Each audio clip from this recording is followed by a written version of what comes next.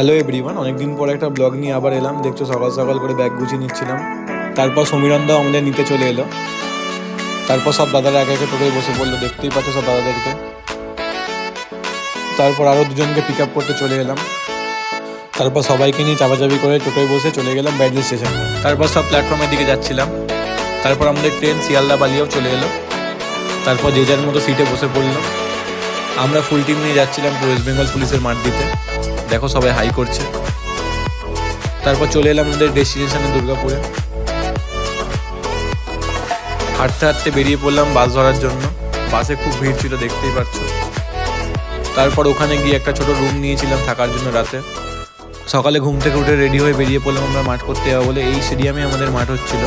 মাঠ পাস করে সবাই খুব খুশি হয়ে গেছিলো। টোটো ধরে বেরিয়ে পড়লাম স্টেশনের দিকে ট্রেন ধরবো বলে। তারপর লোকাল ট্রেন ধরে সবাই হাসি মজা করতে করতে বাড়ির দিকে রওনা দিলাম। ভিডিওটাকে এখানেই এন্ড করলাম। টাটা।